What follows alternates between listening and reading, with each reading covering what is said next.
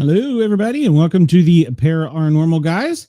I want to thank Yerg's Radio, and I want to thank Rainbow Radio, Dare Media Talk Radio in Australia, Yerg's Radio, Mastiff Media Radio, and, well, the whole slew of others. Tonight, we've got a great show lined up for you tonight. First, let me bring out my beautiful and lovely co-host, which I know everybody's here to see her, not me. I get it. So, I wouldn't say that. yeah, well, Hello, Wendell. So, yes, hello, Wendell. So we got a great show lined up. We have two great authors again tonight, and Joel has been on here before. He is from the Great White North, and he is going to talk about his book. He's backstage. Let's bring him out. Hello, Joel. How are you tonight? Hey, guys. Yeah, I'm doing well. Nice to see you again. And Harley, nice to meet you. Nice Just be to meet careful. you. She's a mean one, so. No, I'm not. So, Joel, how have you okay, been? if yes, salty, maybe I am. There's nothing wrong with that, right? I mean, just be you. It's 2025. She is her. So, Joel, how you been since we last talked? It's been a bit. Yeah, it's been a year or two. Good. This year's been odd. It's, I mean, obviously I've got a new book coming out. Super excited about that. But I mean, all of my time has been dedicated to, I'd say, the last 7, 8, 9 months to just kind of getting that from rough draft to, something that I think is hopefully readable for the public. And so I've got a lot of writing done, actually. So I'm starting to get a little antsy on ideas are piling up. So looking forward to the cool weather and shorter days in the months ahead to get back to writing. Is it as hot there as it is here? It's in the 90s here. Oh, it's about 100 here right now.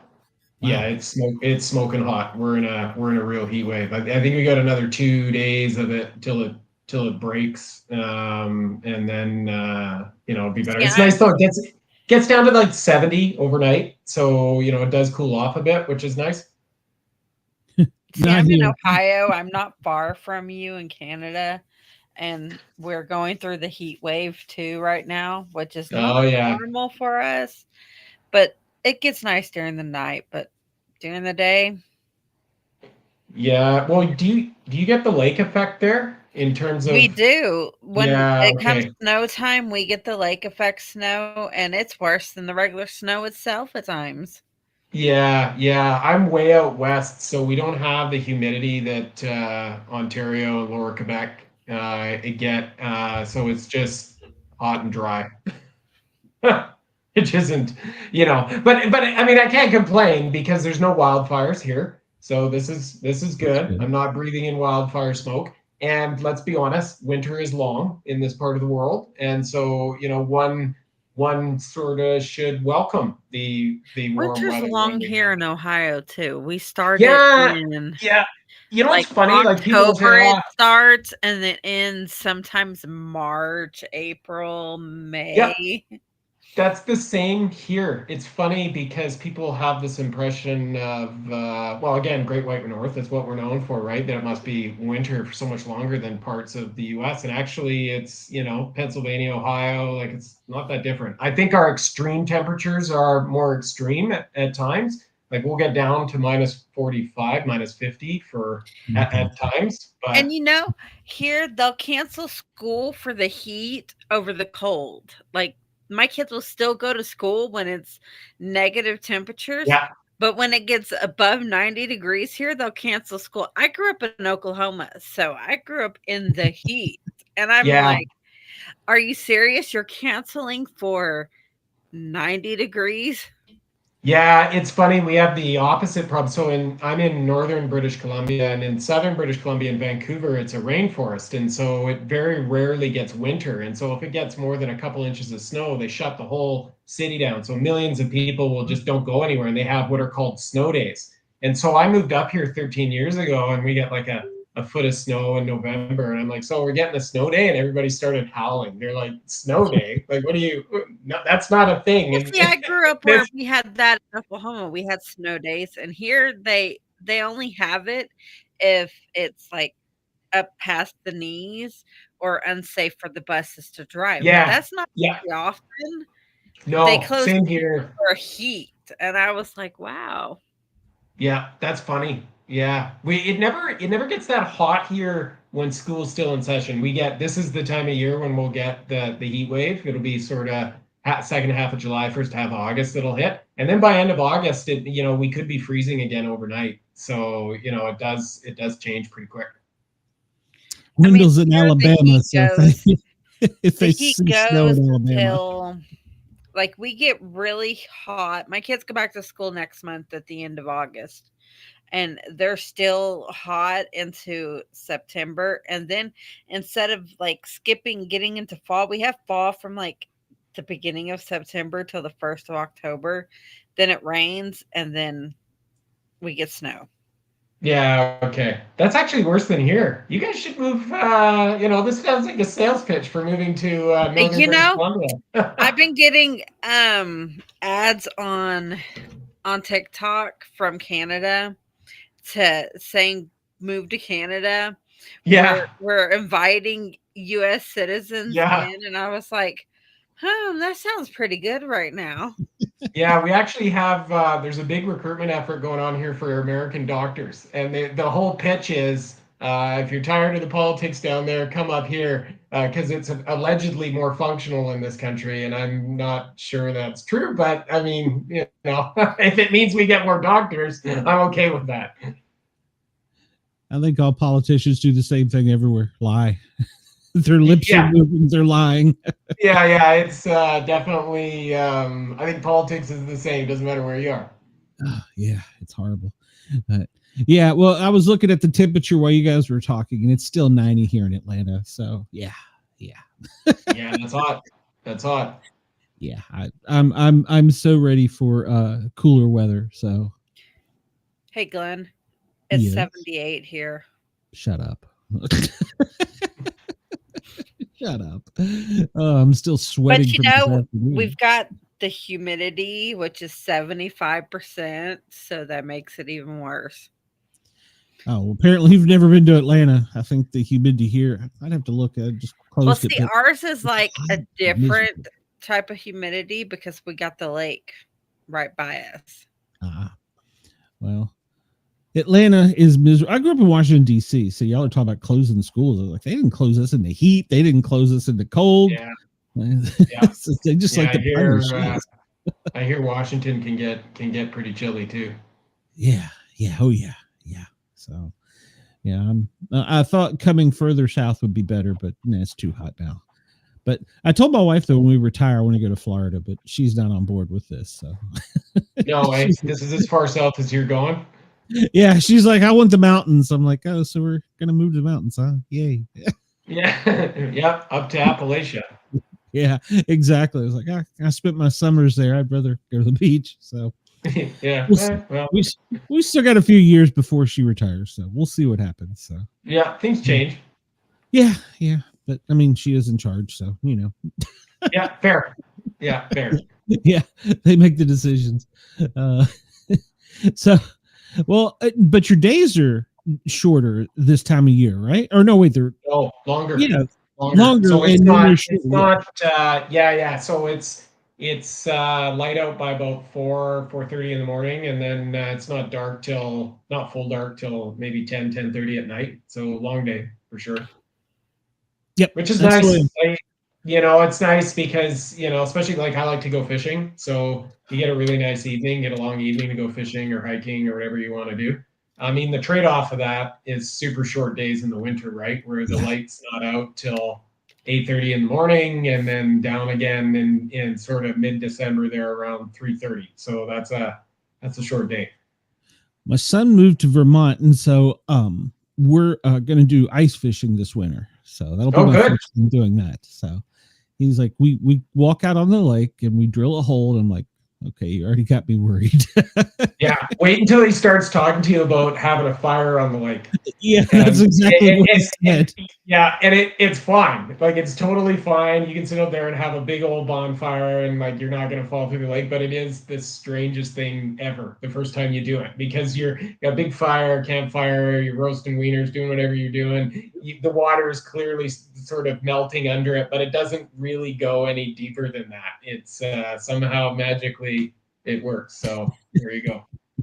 Yeah, so that'll be an experience. I can't wait. I've always wanted to do it. So I was like, all right, well, he said this winter, you want to do it? And I'm like, we're doing it. So yeah, it's a good time. Yeah, it's a good time. Up there. It might be his third winter up there now. So yeah. He loves the snow, and he does snowmobiling and all kinds of stuff. Yeah, I hear Vermont is beautiful. So yeah, maybe not a bad place to be. Eh? It really is. Yeah.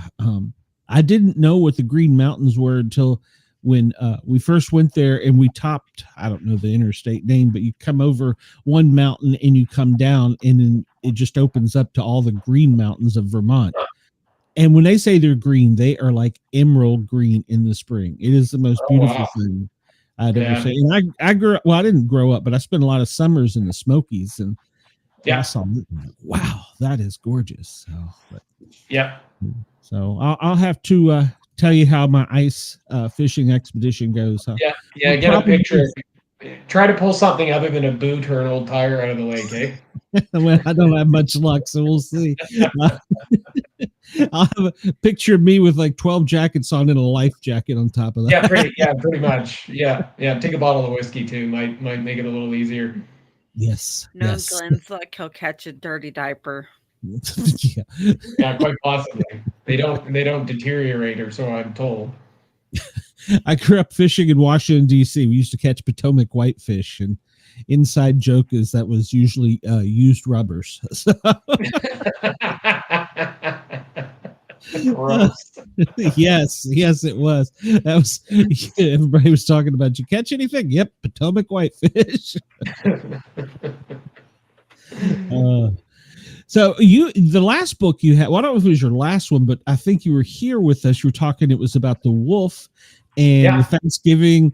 I still need to get that for a Thanksgiving book. I didn't get it last year. I meant to, because it seems like a great fun story, but this one's different. You took a shift with this. Yeah, I did. Last one was a horror comedy novella, and definitely an adult book. And this is a young adult fantasy action adventure. And I got to tell you, like, I'd love to tell you that was some grand master plan of diversifying my skill set. But at the end of the day, it wasn't. I just started writing something, and I didn't even know it was young adult until 2 years after I finished it. And I went back and started editing it. And I was like, I think this is actually sort of for the 14 plus crowd. Good for adults too.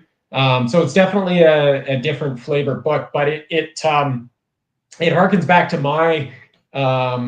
my origins as a reader, which is reading sword and sorcery fantasy and pocketbooks from the 70s, 80s, 90s, Dragonlance, Forgotten Realms, all that good stuff, right? And so it's definitely a shift, but it's kind of home for me too, home base. So it was cool to pull it off, and it's a full length novel, so it's actually my first novel. So hopefully it does okay. How long did it take you to write it? Well, I did. Well, it depends on. So the original concept was probably 2 years before I got anywhere with it, and I got sort of like the first chapter done, and I really struggled to figure out like really where to go. And I kept trying, and I was hitting a wall, like literally a wall in the story, and I didn't know where to do. And I actually ended up turning the characters around and pointed them in the other direction, and then it fell out.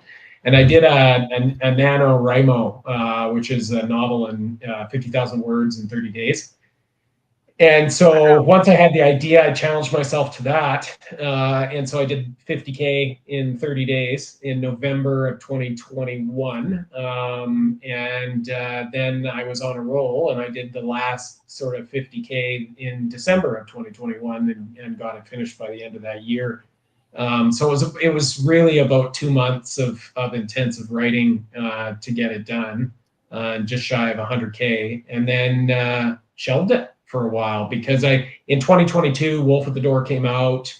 And then in 2024, I had an anthology come out and a number of short stories sort of in between, pretty much all of it fantasy, some of it weird Western, one dark fantasy.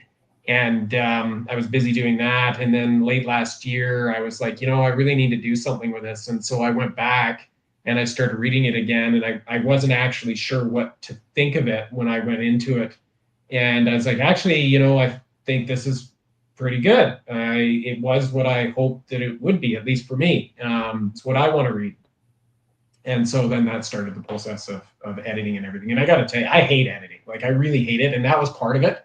Is I was like, it's one thing to edit, a 5,000 word short story and then pitch it until you get a publisher and then get it out there. Like you can, I look at that and that's a fairly digestible task. But 100,000 words, it's painful. It's painful, right? So I don't know that I have that. Oddly enough, for a writer, I struggle with that level of concentration. I can write it. But editing it, that's where I struggle. So. Well, I was going to say, would you rather have somebody else do it, though? It's your baby, so. Yeah, and you don't, right? At least not on the first pass. Because that first draft is, for all intents and purposes, it's garbage, right? Like there's something there, but it's unneeded dough. And so I do believe that you as the writer need to go back and do that pass. And sort of clean it up as best you can before you put it into an editor's hands, which is what happened with this one, and has happened with everyone.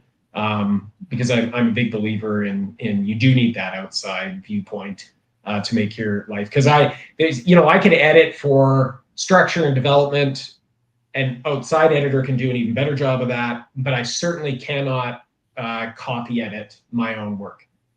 You get back into the flow of the story and you start to overlook mistakes, and you don't want mistakes in there, simple punctuation and spelling mistakes and formatting mistakes when you publish, because it looks unprofessional, but I think more importantly than that, it takes the reader out of the book, right? The moment somebody sees an error, so you might get away with half a dozen of them in a novel. And people will be okay, but anything more than that, and people start thinking, like they didn't take it seriously, I'm not going to take it seriously, I'm falling out of the story, that's it, I'm done, right? And then it's a do not finish. So yeah, I take that part of it really, really seriously. And people can be brutal with their replies on things too. So yeah.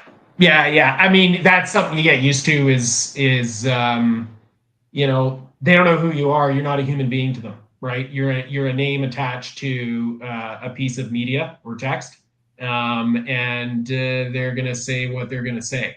And it's funny, the early reviews for this have been overwhelmingly positive, like really good. But there was one that came in that was a 1-star, and it's legit. And the person was just like, this was advertised as young adult, but there's a bunch of 4-letter words in it, and I just like. That's how can that be young adult?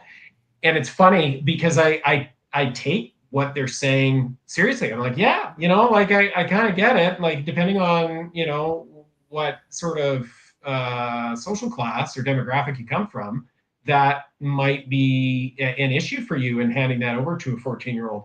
Now, when I was a 14-year-old, where I came from, that was exactly what you wanted to read. That's exactly what you read. And 4-letter words didn't necessarily take away from themes that were more around, youth and coming of age and that kind of thing. And so, the young adult is really around the theme of coming of age and your relationship with your parents. And that's the subtext in this novel, less so, some of those adult situations. And so, I'm running a risk there as an author, but it's art. That's what you do. Not everybody's going to like it. Some people are going to spit it back at you. Some people are going to love it. It's kind of theirs now, right? I've done my part, and exactly.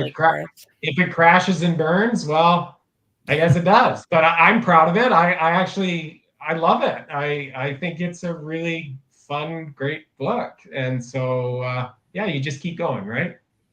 Exactly. You're talking about the 4-lettered words. One of our viewers said that people are using words that he doesn't even know what they mean. But I grew up. I know when my daughter was About 14, 15, if not younger. She may have been like 10 or 11. She was reading Twilight and books like that, and those books weren't considered young adult. Well, they were, but they Yeah, you had know, that thing that could be taken wrong by some authors. And look where she is. Those books look are where now. They exactly became right. movies, and you got to start somewhere. And You once you do. get that right crowd, you're going to get far. Yeah, I think you do.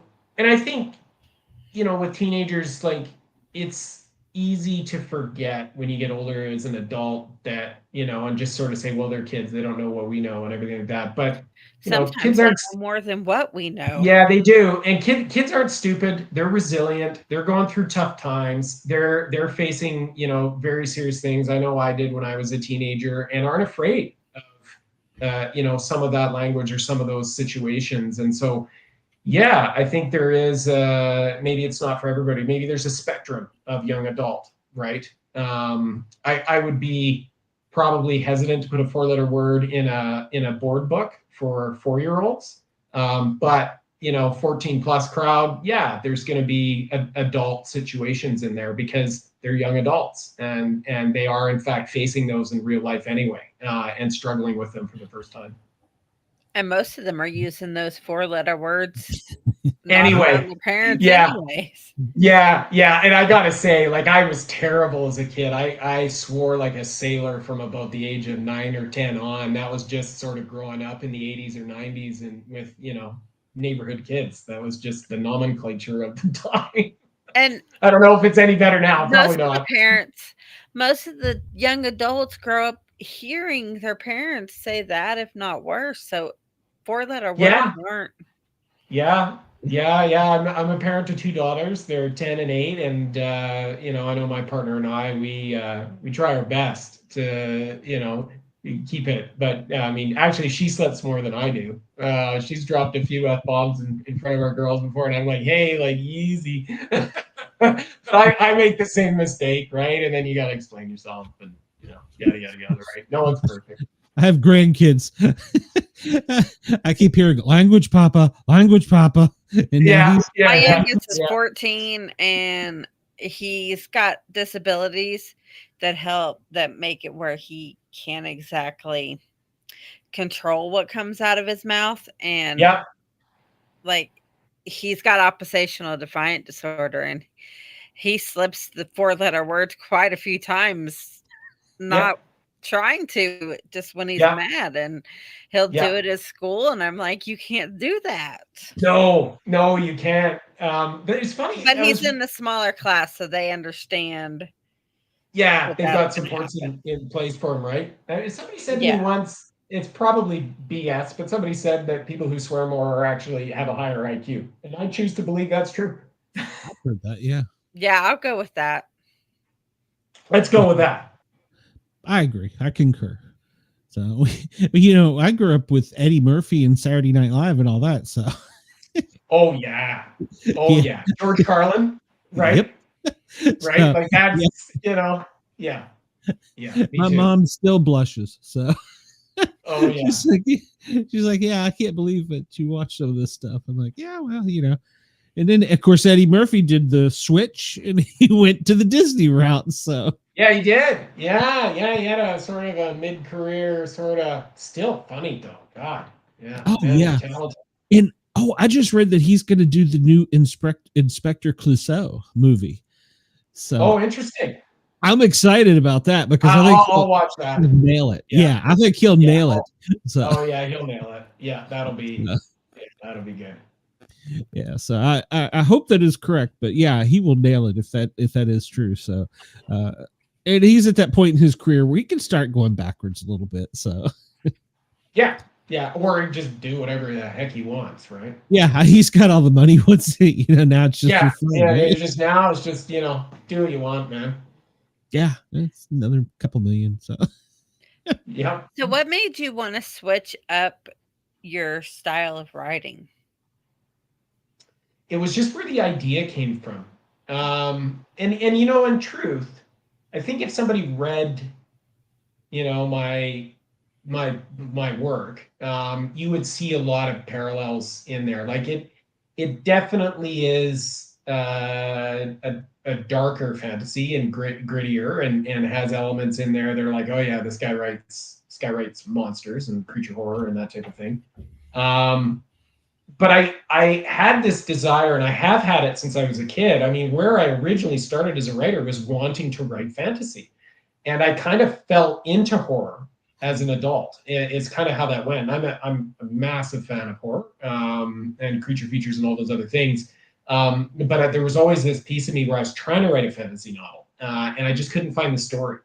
And I think I found the stories for the text for horror earlier. I understood it perhaps a little bit more as a creator and what that was about. And horror, especially as I was trying to learn how to write short stories, horror was a really good place to start. It was a lot of what I was reading. And then as I honed my craft, I started to naturally gravitate back into fantasy, and really wanted to try my hand at that fun sword and sorcery dungeon crawler adventure that's a little bit like a combination between a paperback Dungeons and Dragons and like a loot-based fantasy game, like Diablo or something like that, right? And I'm a big gamer too, and so that's what this is. It pulls together all those things, and I think it pokes fun in a honoring way to party-based adventures in fantasy and role-playing games, tabletop games, and loot and treasure and all those things that come into play. And for me, that was fun. And so with this, throughout the text, there are many. They feed the character development and the plot, but it's almost like side quests, side adventures that are in there, and it'd be like a little dungeon delve chapter or something like that of something that happened to these characters a few years before, and helps explain a little bit more about their relationship. But really, it was my excuse to, hey, let's go into this dungeon and map out this dungeon and see what it's like. And so that's how the novel was crafted, was kind of like dungeon adventure after dungeon adventure after dungeon adventure, but all laced together in this story that really spans about 20 years between a father and a son, and how they come together, and how they develop, how they break apart, and then how they repair and ultimately come back together toward the end of the book. That sounds pretty good. But when you start writing these, do you have, well, I know you said you got kind of into a writer's block there after the beginning of it. Yeah. Do you have a beginning and end in your mind, or is it just a theme? I guess is the best way of saying it. I was trying to get to a place with characters. And so the image that I had in my head with this one was of a thief going up a snowy mountainside and then disappearing into the mountain after something and looking over his shoulder. And that image stuck in my head for a while. The geography is based on a real place, which is the Robson Valley here in northern British Columbia, snowy mountains on either side. And then I just used that as sort of the baseline for it. So, but once I got inside the mountain and the abandoned city of Rome, it was, okay, now who are they? What are they? Where are they here? And then that started to come about. But I didn't plot it out, and I didn't know the end. What I did know was that it was a MacGuffin adventure. So, a lot like an Indiana Jones, where there's a certain type of treasure that they're after. And so that's the North Star that ultimately, the story points towards, is getting to this sort of fabled treasure. And I love stories like that. Like they're fun, and you don't take them real serious, whether it's Indiana Jones or National Treasure or, whatever it might be. I love those. They're a ton of fun, globe-trotting adventures or different things. And so I wanted to go to that place and explore that place. And it did, as I said, take a little while in the beginning to figure out exactly who these two were. And in the beginning, I didn't even know they were father and son. I knew these two ran into one another. I thought they were just two thieves. Different ages, they ran into one another, and they kind of don't really like one another, but they're stuck in the middle of the winter, trapped inside this dungeon with goblins lurking outside. What do? Do they kill one another? Do they go after the goblins? Do they go further in? And ultimately they decide to go further in and begin to almost reconcile their relationship on that. But it was a process of discovery. It was only when I got towards the last 30,000, maybe 20,000 words in that second month where I really had to plot it out. Because I knew by that point, I knew where it was going to end. I knew the ending. And then it was a question of, how am I going to lace all of this together in 30,000 words, right? Because I wasn't going to 150. I knew it wasn't that length of a novel. I knew I couldn't keep an audience that long. 100,000 is a real nice sweet spot. And so it was, okay, you got to wrap this up. But I had to wrap up a bunch of threads in a way that didn't feel, I think, rushed. And so I thought a lot about tempo and cadence of the story in that last 30,000 words. And that was when I did start to shape out, okay, chapter by chapter, timeline by timeline. Does this flashback need to happen here? Is this one in order? And I would get down into details where I would go and count, okay, how many flashbacks do I have for this character? How many flashbacks do I have for this character? Are they in the right order? Is that actually making sense? Does the timeline actually line up? Is it dragging anywhere? Like, where is this story starting to drag? And is there pieces that need to come out, or is there something that actually needs to go in to slow it down and make it actually work? So I definitely got into the mechanics of the structure of the story in that last bit and played mechanic for a little while, which I enjoyed, but it was also a grind. And, when you're writing something that long, there is a part of you, at least for me, where I get impatient, especially that last 10 or 15,000 K, where it almost feels like a sprint. It's like, I just want to get to the end. I just want to get to the end. But, you have to remind yourself, you're like, hold on. Like, any reader who's gotten this far wants a payoff. So slow down, one word in front of the other, one sentence in front of the other, get it on the page, barf it out. But you're gonna have to correct it. If you rush too much now, you're just gonna have more work later on the editing, right? Which you're always gonna have anyway. Yeah. That was what I was trying to tell myself, and it was my first novel too. So you don't really know what the hell you're doing. It is definitely a process of feeling your way in the dark and saying, well, this kind of makes sense to me. It seems logical. I've written things before. But it's like you're doing a house renovation and you're like, hey, I've done a bathroom before. Okay, now I'm going to go try a kitchen. Yeah, some of that is can be applied to the other, but some of it can't. And so you definitely are back into learning mode, even when, even if you have 50,000 down on the front end, that's not the same as 50,000 on the back end. And even that 50,000 on the back end, the last 20 is different than the 20 before it, right? And that was a big learning for me, is that you are in different modes as you go along, and you have to think differently about the text. Yeah, and when you first started writing, I'm hoping I'm not quoting this wrong, but didn't you do some reporting, or you did some travel magazine? Or something? I was a journalist in a couple of careers ago. And I did that for a while. That's what I went to university for. I have a degree in journalism. So I'm a newspaper guy, not a broadcaster. And I was community news, so small town news in Canada, then magazines, and then big city business journalism. And so which couldn't be any different than this. I covered things like mining and forestry and oil and gas and land-based issues, regulations, like all that kind of stuff. Really complex, complicated files that you kind of want to get right. Otherwise, you get sued by investors and companies. Very different. But what it did teach me, that at least was a universal lesson for writing, is how to write to deadline, how to write under the gun, how to not get precious with your work, and how to get things finished. And keep meeting deadlines and create discipline and habits. And that has been very, very helpful for me as a fiction writer. So I had that going in when I started writing fiction, which was a number of years after I got out of journalism.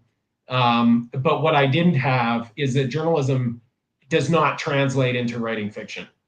And so it is a much different craft. I mean, it is, I think, analogous to, if you play the piano, it doesn't necessarily mean you know how to play the guitar. And so that, to me, I actually had to go back to school for fiction, even though, I've been dabbling in fiction on the side for well over 20 years. I really didn't know what I was doing. I really didn't know about creating conflict and characters, and, a first act versus a second act versus a third act, and themes and consistency. Those were things that I'd heard about, I'd read about, but I didn't understand because I wasn't actively trying to practice that. And so I did online courses. I started reading about writing. I started practicing a lot. I started getting my work out there. And if you recall from our last conversation, though I don't expect you would, Wolf at the Door was actually an attempt by me to understand how to write conflict.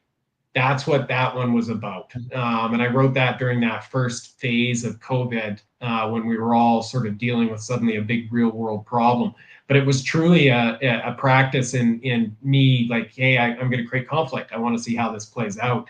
And so I maximized conflict in that book, and it turned out, I think, rather well. And the reviewers would seem to say the same thing.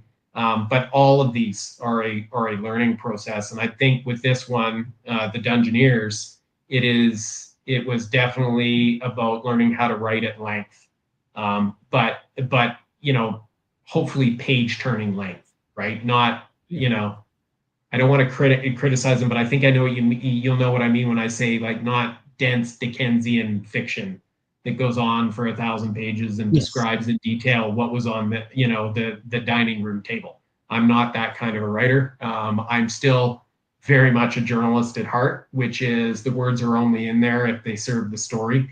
Same with world building. Somebody asked me recently, how do you approach world building? And there is extensive world building behind this, but it's you only see it in the text insofar as it serves the story. Okay. Now, do you have, like, you were talking about world building, do you have like I'll call it your own little Wikipedia book somewhere where you go back and research, Bob did this, or Tom was born here, or something like that? Or no, I'm not that organized at this point in time. I would say that the if there is a canon to this world, the only canon that exists is in the Dungeoneers. And so when I started writing a sequel, which is I've got one chapter done, but I know the problem I'm going to face, which is that I'm going to have to pull out the first book a lot and say, well, how did I refer to this then? And there's a lot of that in the editing, where I had to, two of the major influencers in the world are one of them is a big trading company called the Erder and Expanse trading company, the E&E, and the other is the Royal Merchants Guild of Mordred, which is the guild. And they're actually analogous to the Hudson's Bay Company and the Northwest Company in the settling of Canada and the fur trade. And just two massive corporate empires that actually control this basic, what is a fantasy territory, and they hate one another.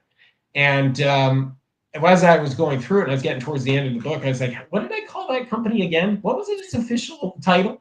And I'd have to go back and find it. And then, of course, when you're going through the editing process, I asked the editor, I'm like, you need to make sure that this is all consistent, because I don't have a notebook on the side that has all this stuff. So I actually, if I get so far, and I hope I do, of writing a sequel, I think it's going to be a more laborious task for consistency, because I do believe in consistency. I think that aids the story and invites the audience to share in that world in a more meaningful way. But I'm probably going to have to write some kind of a lore book alongside it to keep me on track. There were some things that I did, like I have a map. I didn't put it in the book, but I actually did create a map to understand distances and geography. One thing that helped me was that the geography was based on northern British Columbia, or section of it. So I was able to use that, and real rivers, I just gave them a different name.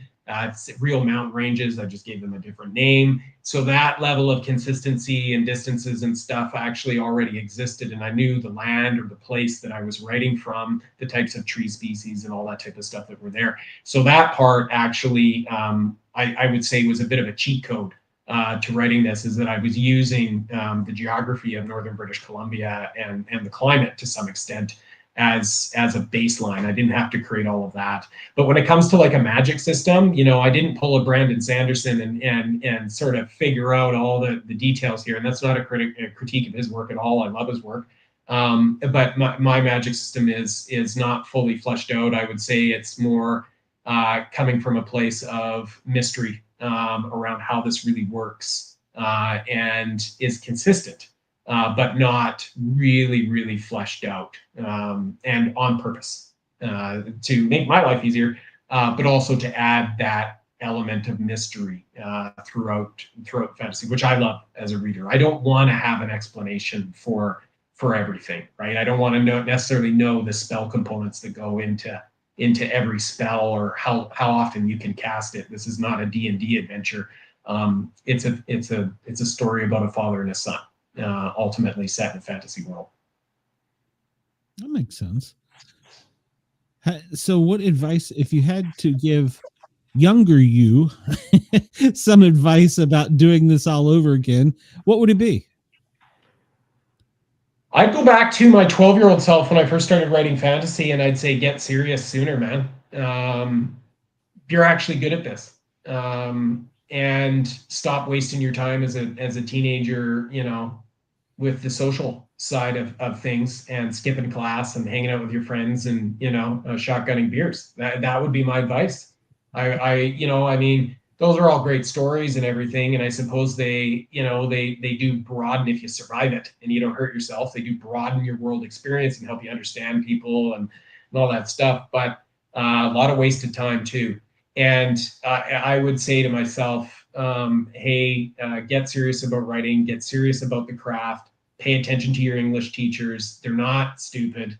And push it. You can do this. You can do this. It would be the advice that I would give myself. It took me until I was in my mid-30s and had had success in other careers to have the confidence enough to do this on the side and say, you know what? I am going to do that. I don't want to get to the end of my life and still be wondering whether or not I could write a book, finish a book, publish a book, get anybody to read it. And I really wish I had believed that sooner. I do not regret anything in my life. I don't walk with regrets. But you asked the question, if I did have that opportunity for younger advice, that's what I would say. Like, hey man, just believe in yourself, build the discipline, build the habits, focus on the craft, get good at it, keep going. This will happen. And that would be the big lesson for sure. But your English teachers may still be stupid. Yeah, there was one or two I didn't really like, I have to admit. But then again, didn't really like from the 16-year-old version of me's perspective who thought he knew everything. Yeah. And he knew sweet F all. And has only really come to realize that as I've, matured as a parent and got now into my early 40s and all that other kind of stuff, right? So very much the same story that all of us go through. So yeah, maybe some were better than others for sure, but definitely well-meaning people, and everybody can teach you something, even if it's what not to do. I like that. Yeah, I like that. And that was one thing I went through my entire life. And I don't know if it was a teacher who instilled that in me. You can learn something from everyone, whether it's the right thing or the wrong thing. Yeah. You can learn something from everyone, and everybody's got a different life experience. So, I like that. That's true. So, it's your choice in life. Doesn't matter what happens to you, whether it's in creating art, careers, having kids, friends, whatever it is. You don't learn much from success. You learn everything from failure, but it's your choice when you have those failures to either be humiliated or learn humility, or to cower and walk away from it and get angry, or to look at that and say, yeah, I screwed that up. There's a lesson in that. Here's what I need to do to be better and keep going. And hey, we're not all perfect. There's been times where I've had failures, and you get righteous anger and think it's everybody else's fault and blah blah blah blah blah. But 100% of the time that I've lost my temper or I've taken that road, I've been wrong further and made another mistake. And the times when I have seen those lessons as for what they are, things not to do, or things that other people have done that I don't want to repeat, is actually where I've made progress. And that's a hard thing to learn in life, because it's, that ultimately is about what I think a lot of life is about, is that journey of embracing a challenge and trying things. And writing, man, it's a grind. It is not for the faint of heart to put one word in front of the other and hope to God you're going to finish it and that somebody might actually like it, including yourself. And I've come, as I've gotten older, to actually enjoy that about it. The practice of it, even to go so far to say at times the suffering of it, yes, I think is almost meditative and freeing. And so for me, even though, I'm writing creature features and page turners and fantasy and adventures and treasures and all that stuff, it's really not complicated. Like, you wouldn't study this stuff in first year university by any stretch. But I do have an artist's approach to it, for sure. I interviewed. Where can your books be found at? Amazon and my website, joelmckay.ca. And then hop on Amazon and you can find everything there. There's an author page there. Just search up Joel McKay. You'll see the 3 books there. The short stories, you'll find some links to the anthologies I've been published in from other publishers. But if you want a fulsome list of some of that stuff, then you hop on my website under fiction and you'll actually see the list of short stories where my work has been captured. And I would almost encourage people to do that. Short fiction is usually something that is the passion of literary geeks in university, but it is a great gateway into finding new authors and new voices out there, especially from small indie publishers. Again, we all like to pick up the novel that's sitting in the airport or your local bookstore, and there's nothing wrong with that. But it's kind of cool. It's almost like going into a vinyl record store back in the day and picking up vinyl or a cassette from somebody you hadn't heard from before, and trying it out. And so, I always encourage people to engage with anthologies, try anthologies, read 1 or 2 a year, get exposed to other authors. That's how you find things. And it's why I like writing short fiction. I think it makes you a better writer. And I also like being a part of that. It feels really cool. And I would say that if there's any writers out there listening, you learn a lot about publishing, both what to do and what not to do when you're working with publishers of anthologies, especially in small indie presses, because some of them are going to be a disaster. And you're going to learn a whole bunch of what not to do because they're just not professionally run. And some of them are extraordinarily professionally run. And you're like, hey, that's how I want to do this side of the business. Because there is this other component. We haven't talked about it at all tonight, which is we talked about the front end of this, which is the creativity and all that other stuff. But when you get into publishing, it's forget the creativity. Now it's business. And I think it behooves those of us who take this, want to take this to the extra step to get published, to understand the business side of it, because it's very different and you have to approach it with a different mindset. One of the things I was going to say to you, I interviewed, I guess he was a military person that was writing a book about his time in the military and stuff. And I asked him a similar question, and he came back with probably one of the best quotes I think I've heard. He said, "Own your shit." He said, when you make a mistake, pick yourself up, go on, own your stuff, and go on. And keep pushing. And like you said, you can do it. You can. Yeah, you gotta. That's one of the greatest lessons in life, right? Is when you fall down, you gotta pick yourself back up, because no one's gonna do it for you. And what's the alternative? Like, really, what's the alternative? Depending on how bad the situation is, and trust me, there's some bad ones out there. You might take a little while to, lick your wounds and sort of rethink how you're approaching life. And I think that's natural, healthy, and should be done, because some of these things you do need to reflect on them. But it's either keep going or give up. And then what's the point of all of this, right? Like, why are you here, right? Like, we only all get so much time. You might as well lean in and see where you can get. And you know what? One thing that's always stuck with me is people who say, like, sometimes you're better to roll I'm not a gambler, but I do like the analogy in life of you're better to roll the dice and try, because if you don't, that will be what you regret, is that you didn't try when you had the chance, right? And so, yeah, maybe you fall flat on your face, doesn't work out, blows up on you. Hell of a good story. And it makes you a character. And maybe that's what you get out of it as an artist, is those life experiences you can draw on and pour into your work in a really honest way. Absolutely. All right, before we let you get out of here, we're going to ask you any more paranormal stuff, stories you got for us? No, but I've got, so I don't, but my daughter sure does. So what? So my eldest is 10 years old, and I guess the apple doesn't fall far from the tree, because she started watching, like, well, she's big into Scooby-Doo, Ghostbusters, and now she's gotten into like the Universal movies, the old black and whites from like 30s, 40s, and 50s. And so I caught her watching Creature from the Black Lagoon and stuff the other day. She loves it, eh?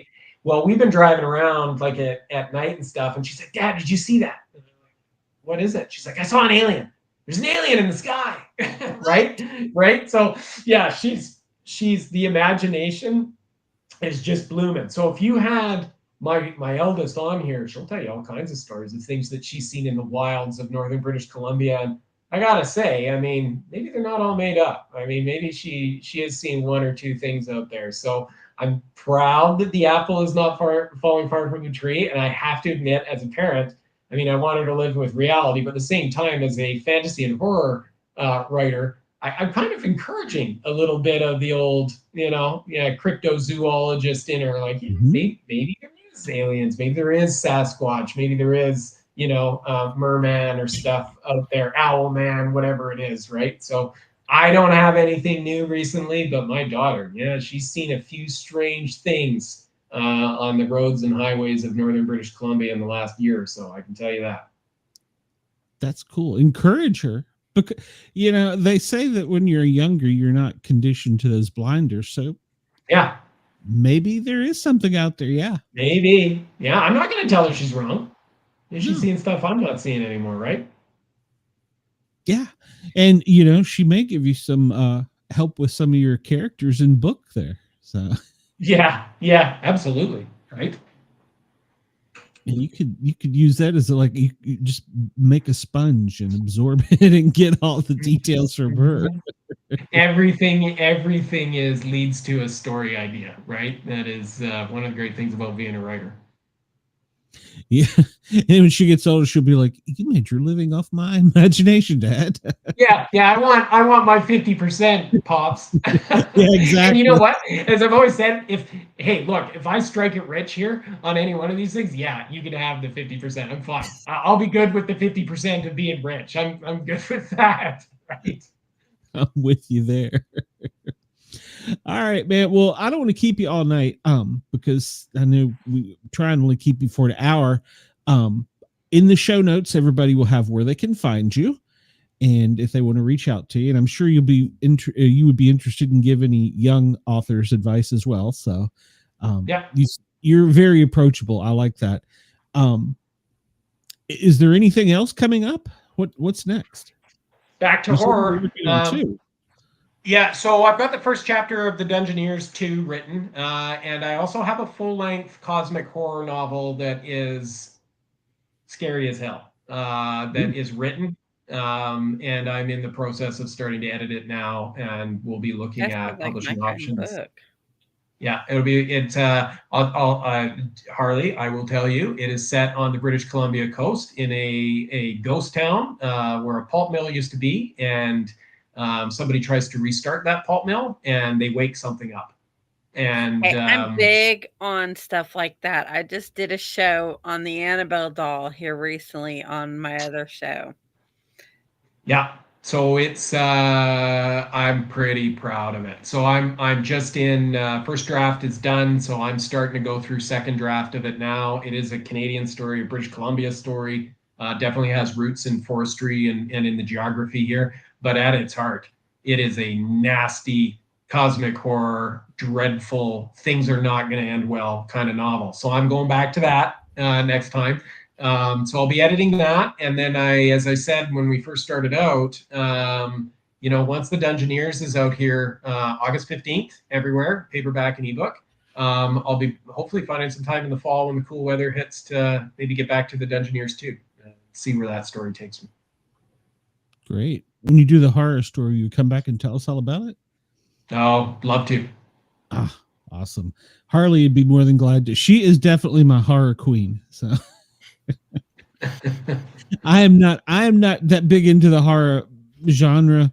So you could have that. I don't like the things that go bump in the night. I'll take the big furry things in the woods. So yeah, fair enough. Fair enough. I don't know. Little dolls that chase you around the house. No, thank you. No, thank you. Yeah, I get it. That is it's kind of terrifying, to be honest with you. Yeah. Chucky scared the hell out of me at movies. Me too. Yeah, my brother, who's 4 years older than me, thought it was a great idea for me to see Child's Play 2 when I was about 6 years old. It was not a great idea. In fact, an adult and still scared of it. This is the point in the show where I concede that all of this horror writing is actually maybe trauma-based, that was triggered by my older brother. So, I love him, and I maybe owe him some of this, but he ain't getting a friggin' cent of royalties for what he did to me.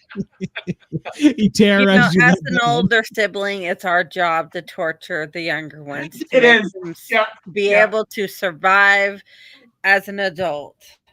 Yeah, that's honest work.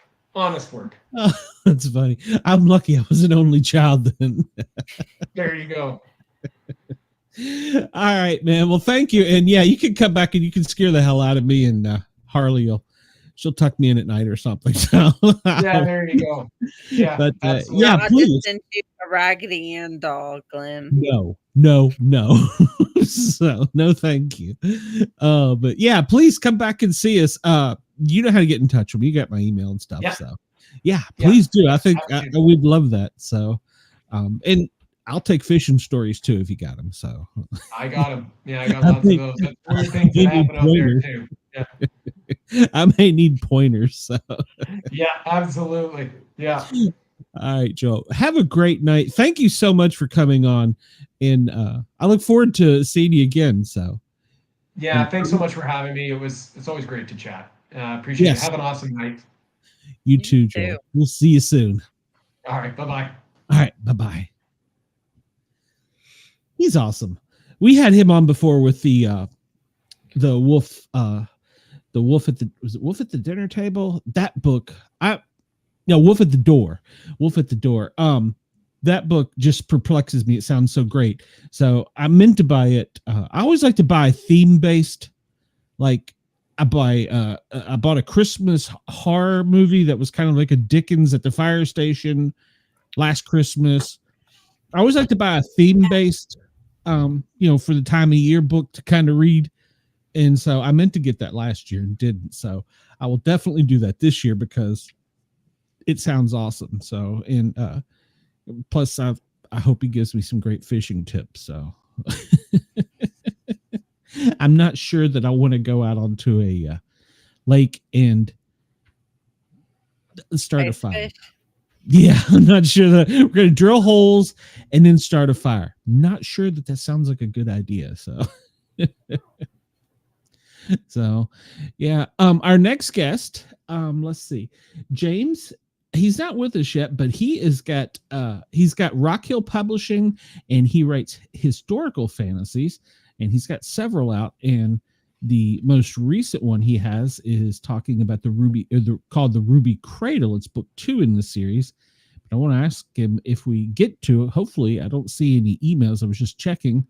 I want to ask him. He's got a mermaid pirate book that sounds very interesting. So hopefully he'll be able to join us here soon. I haven't received anything, but hopefully he'll be there.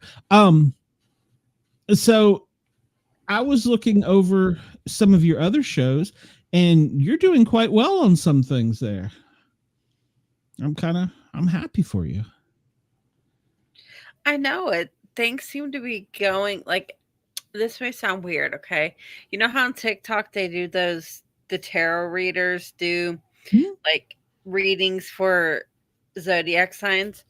Well, I got one here a couple days ago that said for a Libra, and I sent it to you too. And it said how things were going to change in your life. You were going to cut out toxicity, and things were going to start looking up for you, and you were going to move in a better direction. Well, you know what I've done this month. Yes. And my views have picked up on my YouTube. I'm going to be going on to the radio here before long, once me and him get things all tied down. I've joined a new network that's been supporting our channel. Awesome. Yeah, you got all kinds of good things going on. I heard in my ear here, James has hopped. He's backstage. Let's bring him out. James, Hello. Welcome. Hello there. How's everybody doing today? I'm good. How are you? Great. Good. I'm good. It's hot here, but not now. It's night. I was going to say, where are you at? I'm in Virginia Beach. Oh, okay. All right. Well, East Coast. It's still hot. So. Yeah. Yeah, it's pretty hot here in Atlanta. I like Virginia Beach. I grew up in Virginia, so partially. Oh, okay. More northern, though, up by DC. So don't hold it against me, please. I won't. I have kids now that live down there in Atlanta or somewhere near there. So yes. Don't hold that against me either. No, but not at all. I'm an Old Dominion at heart, so not at all. So you have several books out, and your most recent one is book 2 in a series, correct? That is correct. And that's it on the back wall back there. I don't know how much you can see of it, but it's called The Ruby Cradle. Tell us about it. All right. Hold on. I got a better picture of it here. I like it. I like it a lot. Okay. So The Ruby Cradle is the second book in the Gemstone series.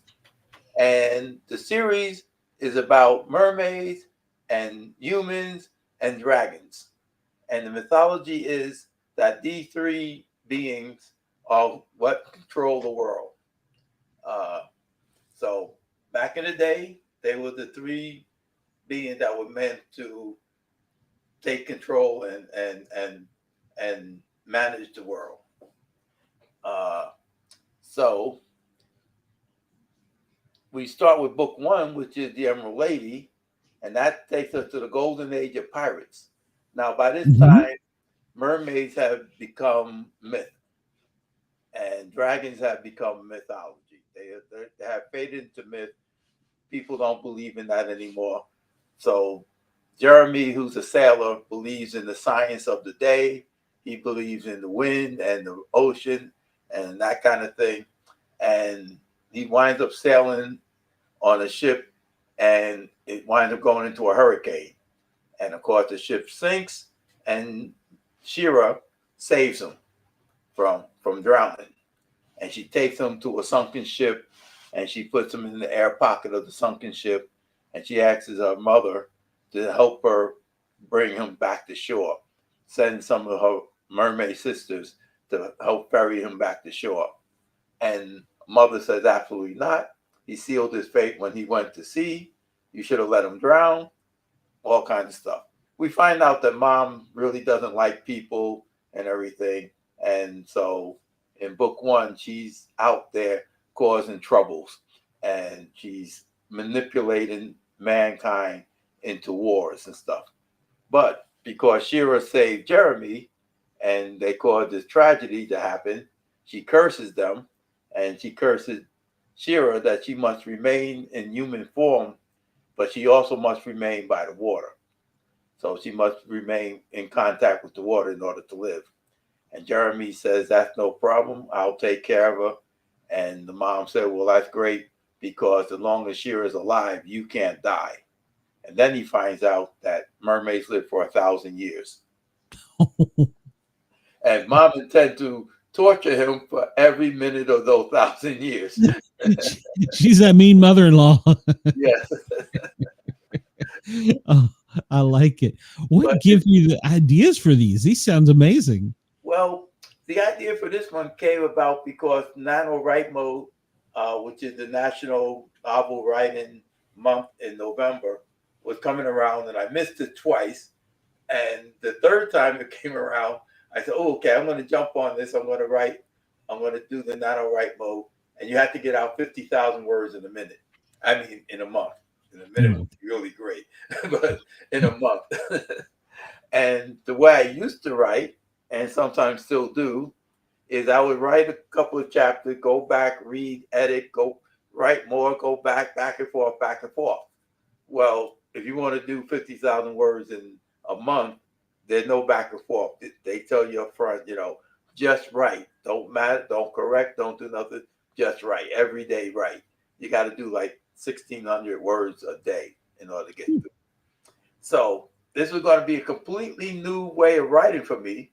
So I decided I was going to write a fantasy, because I'd done crime stories, I'd done sci-fi stories, I'd done some horror stories, short stories, things like that. I've never done a fantasy. So I said, okay, fantasy. So I decided pirates and mermaids, because I love pirates. I'm pretty sure I'm coming back into this life from a life of being a pirate. So I figured, and of course, mermaids. After all, what you live on the sea, there must be mermaids. It's kind of yeah. So I figured, okay, so mermaids, pirate, love story, what I'm going to write about. And as I'm getting into the story and everything, I realized I need one more thing to make this fantasy really come to life, and that was a dragon. And the dragon is the last of the dragons, and the mermaids, in order to help them find Shira and Jeremy, which mom put to sent off into different directions and everything. So Rahima, who is the sister of the queen, and the older sister of the queen, by the way, she goes to the last dragon, and she said, "I know you can see everything that happens in the world, because dragons fly, so therefore they have an overview of the world. Mermaids swim, so they take care of the ocean and that kind of thing. Mankind takes care of the animals on land and manages the land," which is why mom was kind of mad with them. She wanted them off the ocean. That was her domain.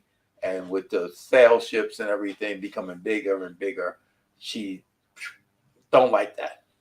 There's other things in there too that you will find out as you read.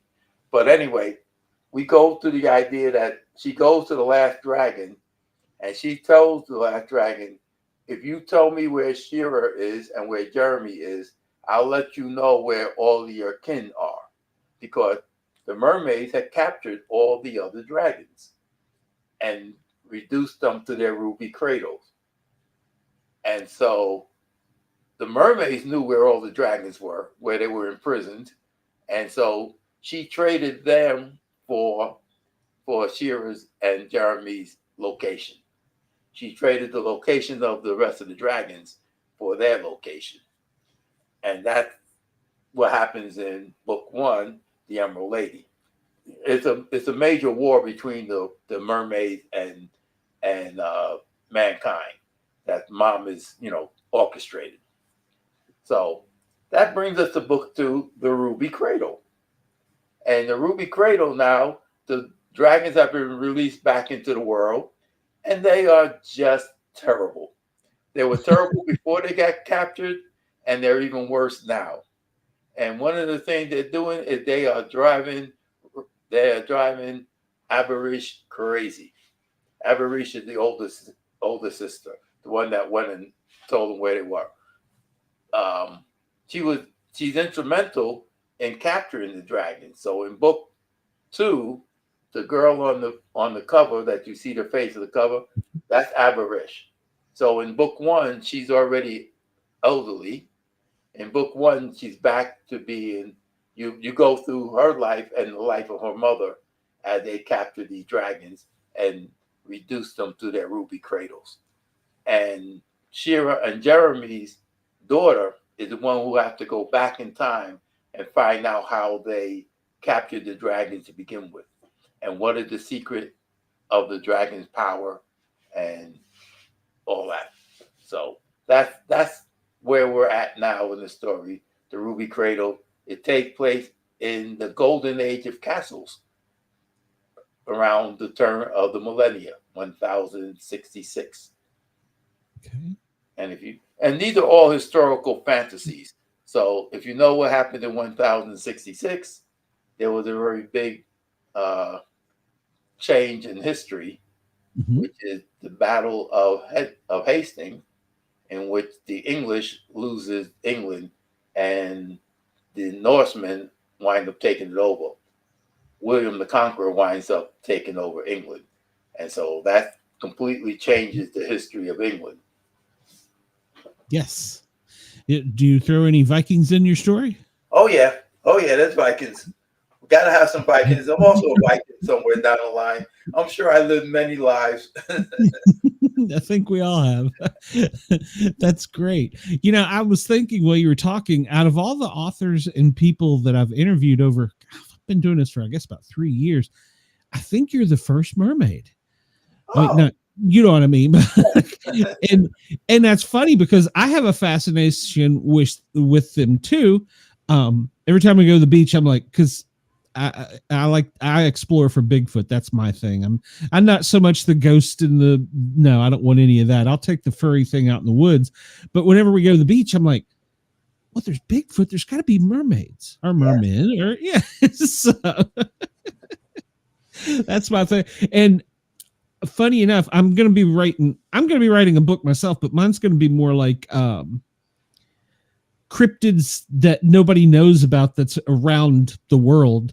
And I've had to spend a great deal of time in East Tennessee, which was one of the areas I grew up in.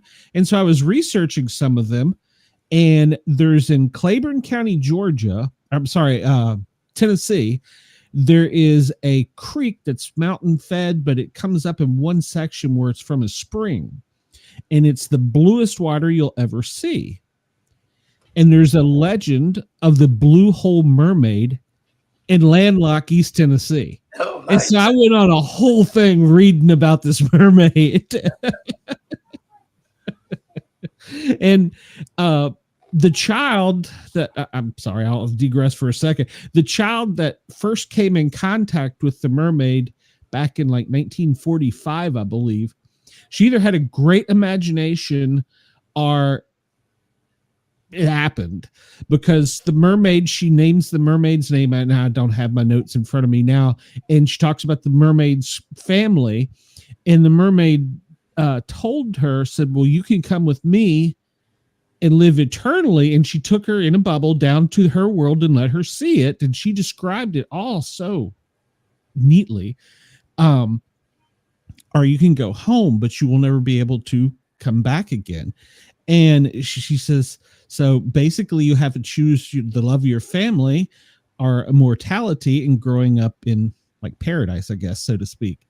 And of course, as a young child, she went back to her mom. Yeah. But later she goes on in life to write, as an elder our age, that I wish I had. And so to this day, she still believes her. Well, she may not be alive now, but to her present day, when she was older, she still has the vivid memories of that and wishes she could have done or should have done that. Yeah. So I was shocked that there was mermaids that far inland. Yes, I was surprised that they would make it that far inland. Yeah, but she described that there's underwater oceans that connect to the oceans and they can come up anywhere. Well, you know the Talking Heads, right? They made that song about the water under the water. You know, once in a lifetime. You know, there's water under the water, water flowing into the ocean. Once in a lifetime. That's right. I grew up in New York. I'm from New York. I live in Virginia now, but I grew up in New York City. So okay. Yeah. Well, I came from Washington, like I said, Washington, D.C., and I spent many years growing up in East Tennessee during the summers with my family. My family in East Tennessee. But yeah. So I've always had love. I like the mountains, but we always went there as a kid. We never went to the beach. Now that well, not now, but when I became an adult, that's all I wanted to do. I want to go to the beach. Yeah. And it's funny because my son, he's like, if I never go to another beach again, I don't care. He said, just give me the mountains. What the hell? So. Now, my family moved. I moved to Virginia Beach. My family moved upstate New York into the mountains. And I like the mountains, but I don't want to live in the mountains. And, you know, it's all winding roads and up here and down there. And I'm like, yeah, no, give me the beach. Give me the heat, the sunshine. You know, I can't live in the mountains. I can go visit. I like to go visit, went camping and stuff like that. Younger, and took the kids camping and everything. But, you know, at some point it's like, no, I'm not living in the mountains. I'm not going up and down hills all day long. Yes. Me and the missus are going to argue this when she goes to retire in a few years, because I want to go to Pensacola. So I want to go to the beach. And she's like, no, we're going to the mountains. I'm like, no, we're not. That's funny. So you said you did other type of writing before this. What did you do? Oh, I wrote a complete set of books, 4 books about urban crime, adult urban crime, called the Killer Series. I saw that on Amazon. You saw that on Amazon? I was looking up your books, trying to find the first book to this one to add to my Kindle, because I found that one on Kindle.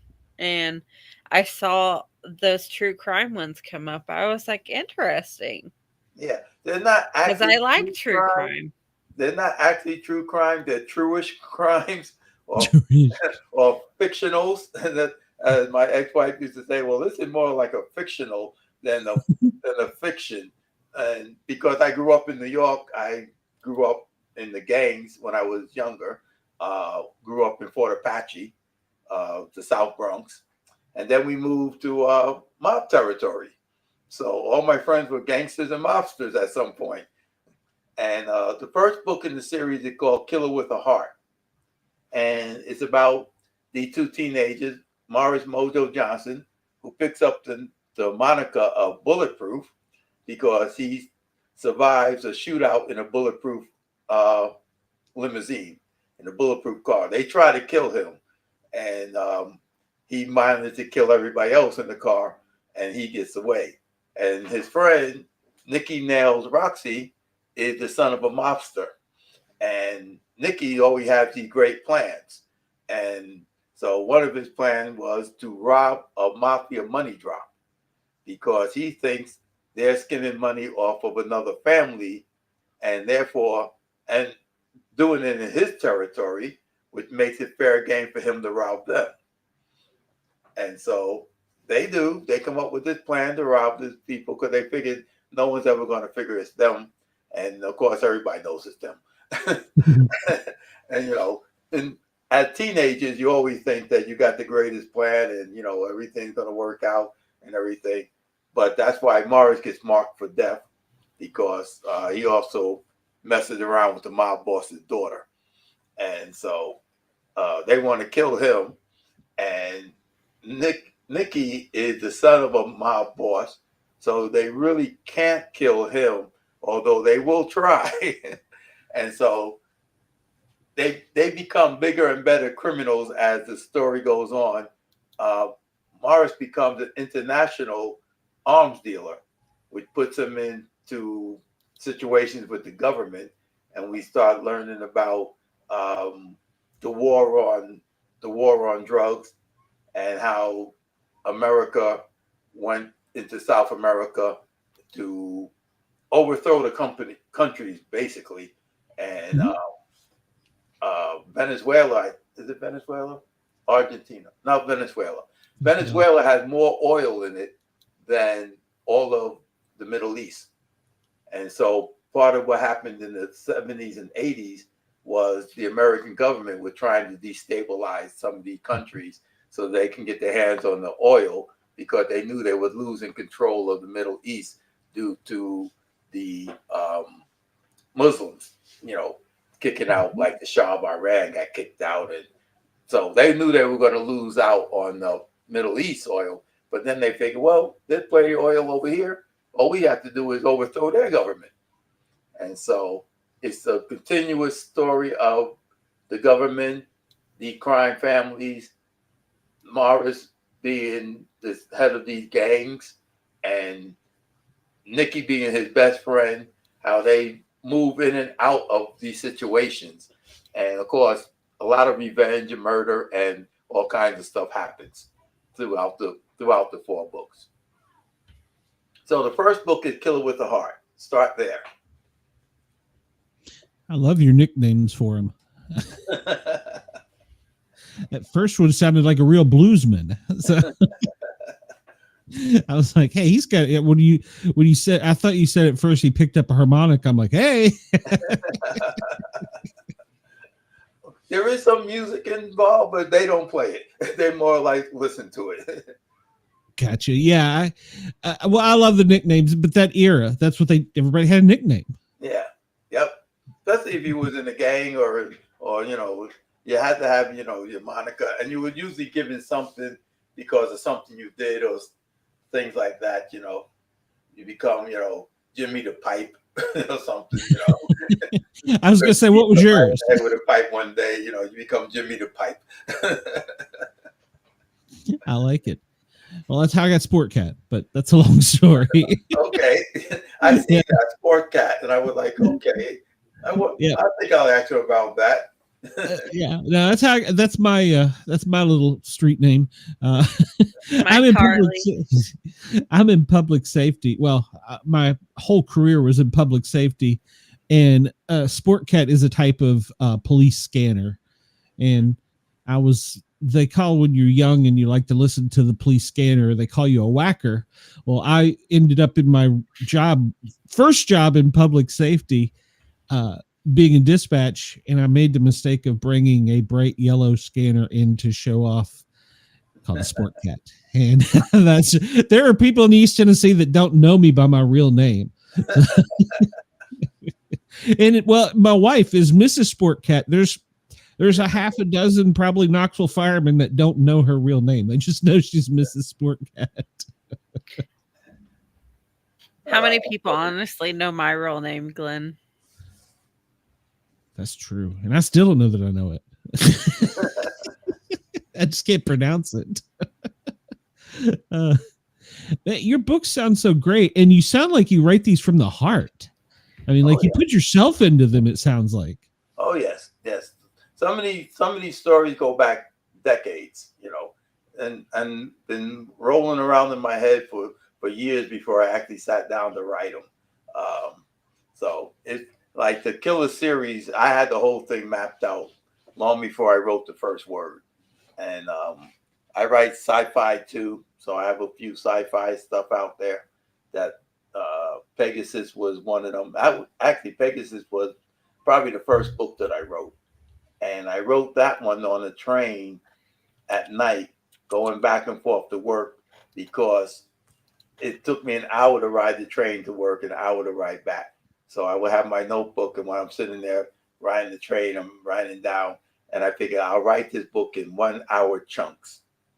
And so it was all about traveling through space and, what happens after World War III kicks off. And everything. And it's a Noah's Ark story, actually. We built the first light ship, the first ship that will travel at the speed of light. And that's Pegasus. And they're going to a planet they call New Eden. So Pegasus, the journey to New Eden. And New Eden is in the Alpha Centauri system. We now know there is a planet out there called Proxima B, because Alpha Centauri is actually 3 different star systems, 3 different stars.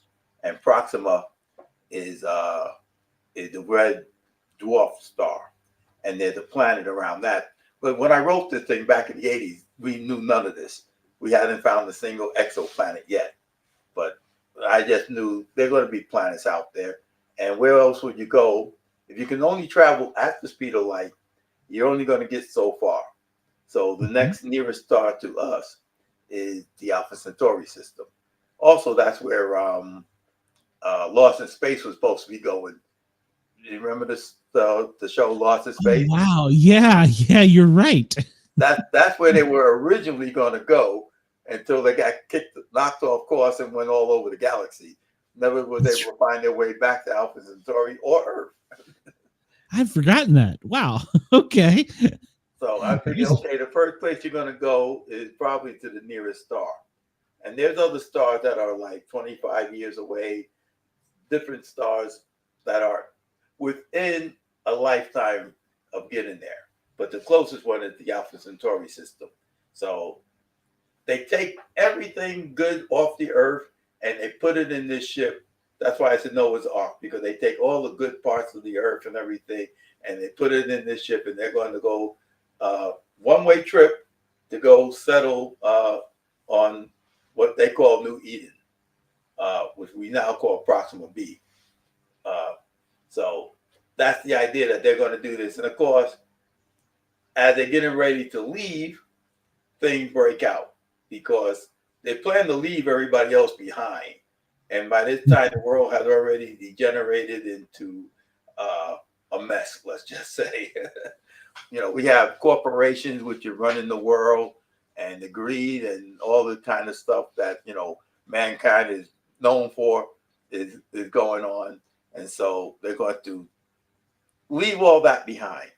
So Zach and Zuri is going to make a new life for themselves and all this kind of stuff. And what happens is war breaks out, and they launch a ship with only them two on board. And they don't want to be the only one on this planet, and they decide that they need to take over the ship from the AI. They need to get the ship off of remote control, and they need the AI to teach them how to do that, how to gain control, because they have no idea where the ship is going. Zach is a radio man, and Zuri is a daughter of a diplomat. So she has some standing, class standing, because she's the daughter of a diplomat who's actually one of the African diplomats who got killed as Africa was joining. They were trying to join all the countries in Africa and make a United States of Africa. And so her father gets killed, which elevates her to this sort of status of being a princess, for lack of a better word.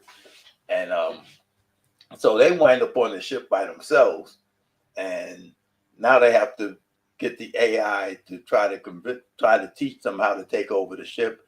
And they have no idea. They believe they're on a 4-year journey to another planet that's uninhabited, and they will be the only ones there. So that's not what they want to do. And they feel that there must be people left on Earth. So they want to turn the ship around. And that's where this goes.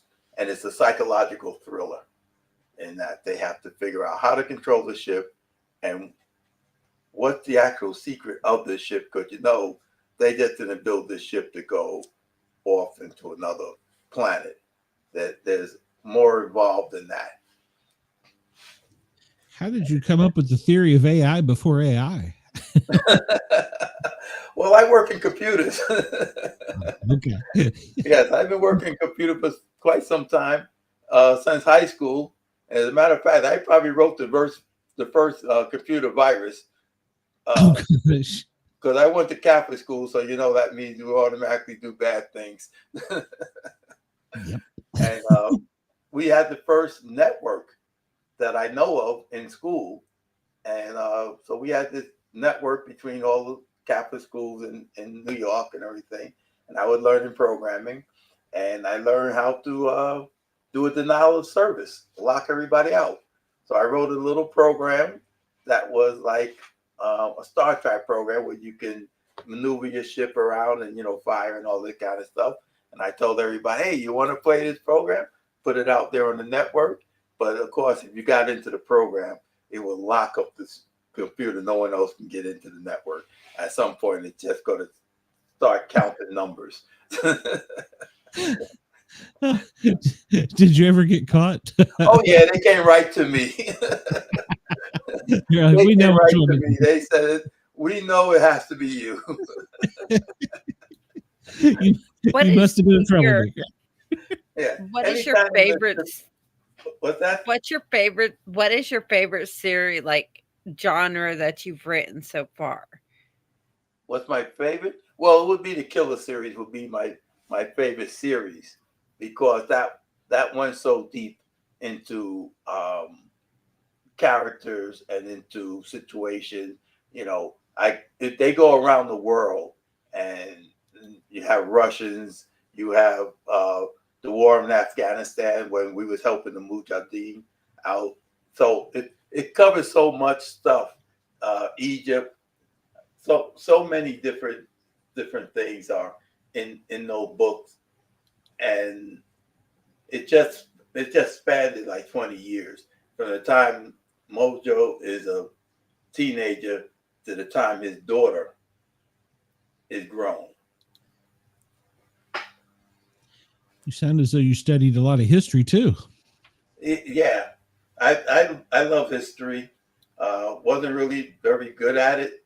I like the stories. I wasn't good at all the dates and everything, but I love the stories, and I fill in the parts that I didn't remember with my own ideas. Gotcha. Have you ever heard of another author by the name of Harry Turtledove by chance? No. He is he's a big shot up there in the alternate history world, and he writes a lot of great stuff, and he does a lot of like the wars, like What If, like the Marvel What Ifs. Yeah. He wrote a What If about the Civil War, and time travelers came back, and they gave the Confederates ARs, basically, in a sense, is what they were. And, yeah. So I've been fascinated with alternate history as well. I've read a lot of his stuff, but he started world building, which I'm sure you can do too, because he branched out so much. So. Oh yeah. That's a good thing about writing historical novels, is because you can build on the history that's there. Like in the Gemstone series, I was building on the American Revolution. So the idea was that during the American Revolution, the Queen was causing the different nations to go against each other, and she was controlling the men because she would take on personalities of this one or that one, and therefore she could control different things. Like she'd become an admiral on this side, and then she'd somebody else on that side, and so playing chess with people's lives. and the mermaids didn't know this. They had no idea she was out there manipulating the world the way she was, until of course she does what she does to her daughter, and they think that's horrible.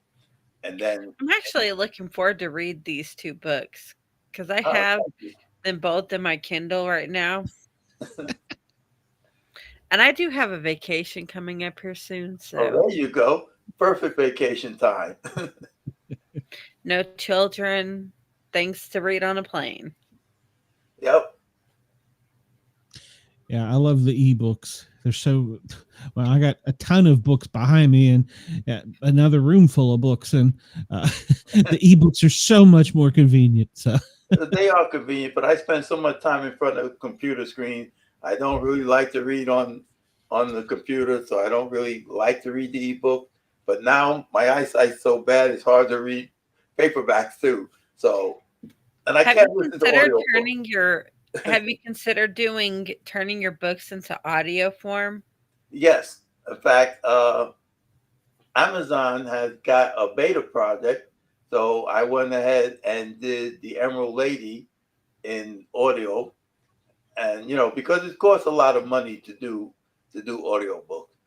No matter how you do it, what you pay the person up front. Audiobooks are quite popular nowadays. Yeah, they're quite popular. I've got ADHD, and it's hard for me to sit and focus on the book, or even my digital book. It's easier for me to stick my AirPod in and listen and go about my day. I was listening to audiobooks when I was driving across country in different places with my ex-wife now, and because she liked audiobooks. So when she's driving, we'll listen to audiobooks. And I told him, when I'm driving, we can't play audiobook because I will not focus on the road. And at some point, we're going to wind up in a ditch. I can listen to music the whole trip, doesn't bother me. But people speaking and talking, yeah, I can't do that. And pay attention. And one of the jobs I had as a programmer, I had to drive back and forth to Richmond, and my boss would be calling me up, wanting me to troubleshoot programs as I'm driving to Richmond. And I told the guy after the second time he called me, I said, "Hey, you can't call me up and ask me to troubleshoot programs while I'm driving, because now I'm not paying attention to the road. I'm seeing code in my head. I'm rewriting code in my head." My oldest son just graduated high school here this last June, and that's what he's going to college for, is programming. Ah, good. Because he's good job with coding, and he's been good. He's autistic, so people with autism tend to have that one hyperfixation, and his is graphics designing and coding, and so that's what he's been wanting to do since like elementary school. Yep, because yes, you can get very tunnel visioned into that world, and it's really good. And I'm glad he's going that way. He's going to be very successful at it. And because with him, he has issues working with other people in the public, and that job he could do just by himself.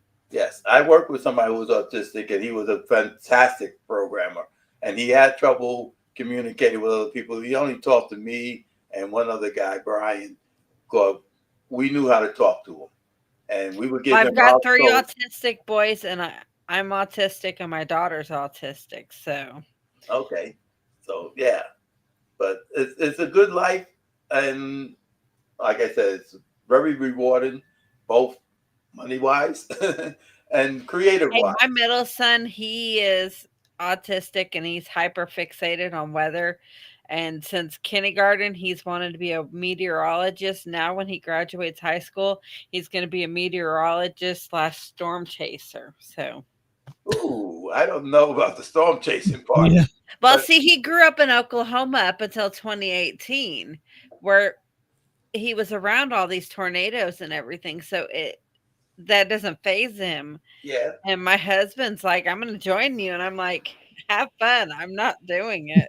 Well, I used to sit up on a roof and watch the storms come in New York. I used to watch the storm come in. I would go up on a roof and sit there, and I could watch it come in, and I could feel the electricity.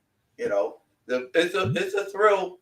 And we used to watch them coming in, like when we lived in this little trailer. We watched a tornado jump over the highway and hit the town next to us. It's amazing. Mm-hmm.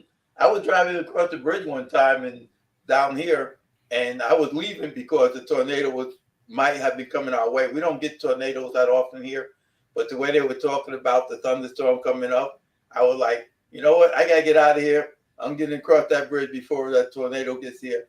And I seen it coming across the water. So everybody said, "Why are you leaving?" You know, because I was in Hampton, at the job in Hampton. I said, "Because I'll be stuck over here. I got to get back to Virginia Beach." And I'm leaving now because the storm is coming this way.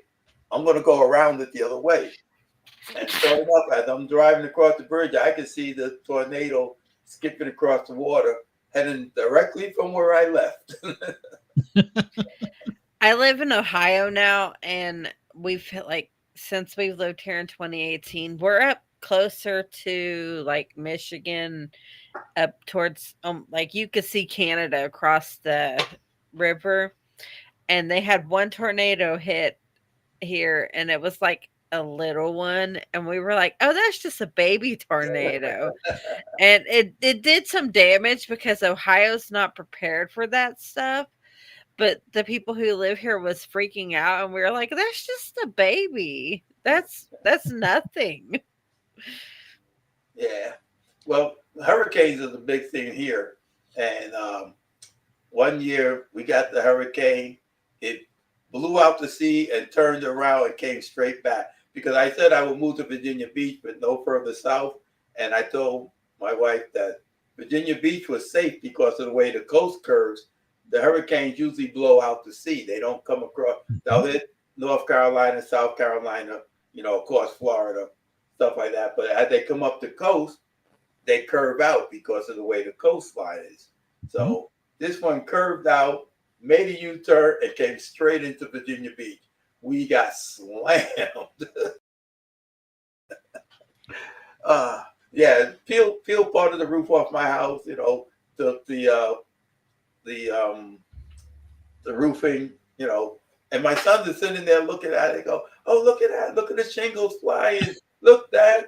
I said, those are our shingles, guys. It's not that exciting. That's our roof that's blowing off. As an adult, you got to pay for it. Yeah. I said, tomorrow we're going to be up on that roof, and you guys are going to help me redo the roof. Yeah, Virginia Beach is beautiful. It really is. Yes, it is. It's funny. It was another place I'd told my wife about. And in fact, they've got a great. It's Neptune. It's a statue there on the beach, isn't it? Yes. Yeah. Yeah. Okay. Yeah, they got a statue of Neptune down on the beach. Yeah. Yep. Very beautiful. Very beautiful. And they just built a new concert hall down there, and they built some stuff down by the south end of Virginia Beach and everything. It looks like it's going to be really nice. They put a skating park or something down there. So it's a nice place to live. It is. Yeah. It's hot and sweaty, but it's nice. Yeah, well, Atlanta, it's hot. So, yeah, I'm sure you don't want the tourists. What advice do you give young authors who are trying to start from scratch? Just keep at it. Keep working. Keep writing. Don't be like me and stop for 20 years and become a programmer. It made nice money, but you don't get much stuff written. And then when you go back to saying, hey, I'm going to die soon. I need to get these stories written before I pass away. So once you start writing, you'll love it. Just keep doing it. Don't worry about selling it. Everybody thinks I'm going to write a book and then I'm going to sell it. And then I'm going to write another book. No, write the book, start writing the second book. You can sell it in the meantime, but keep writing. Don't wait for that first $1 million to roll in before you write your second book, because you'll be way down the road before that happens. So keep writing, keep at it, and hey, don't do it for the money. Don't do it for the money. Do it for the stories. Put your stories out there. Do it for your characters. Get them out there. Put them in the real world. You'll be more successful that way and more satisfied. When you were growing up, did you read a lot of comic books with characters in them?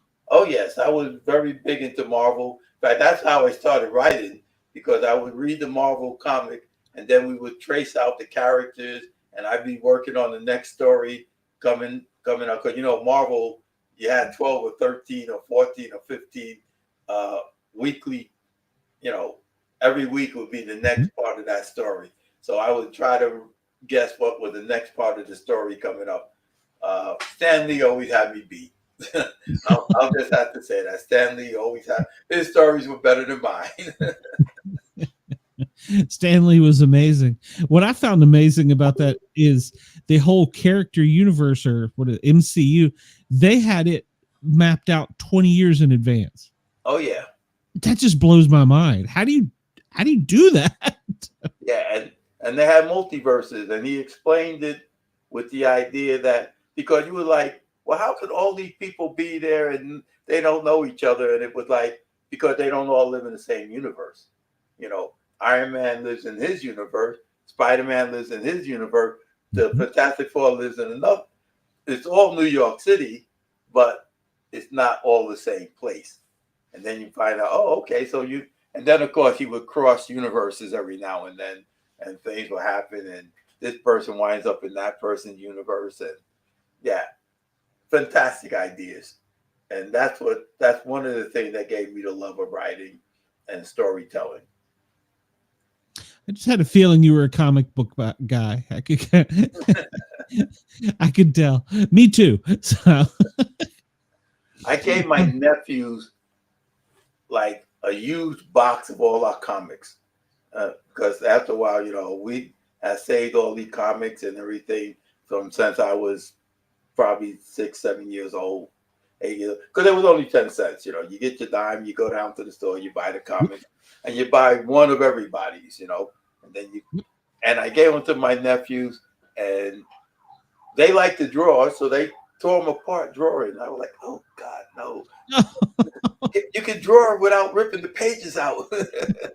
Do you remember back in the days when they had, was it Silly Putty? You used to put it on the, Yep. the comic book and pull it off and then put it on it. I'm showing my age here.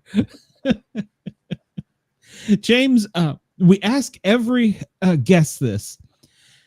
Have you got any paranormal experiences? Have you ever seen a ghost, a Bigfoot, a real mermaid, anything? I do have a paranormal experience. My aunt on my mother's side, she was the only aunt that on my mother's side. My father had a couple of sisters and stuff like that, and he only had one brother. So I only had one uncle from my father's side, one aunt from my mother's side. And when my aunt was dying, she had cancer and everything. And she was my favorite aunt. We would always go to her house for Thanksgiving and everything. She's the only one we knew who had a house at that time. Later on, we wound up getting a house in the Bronx, like I said, up in mob territory. But for a long time, she was the only one who had a house. So we would go there for Thanksgiving and things. And she was the granddam of the family.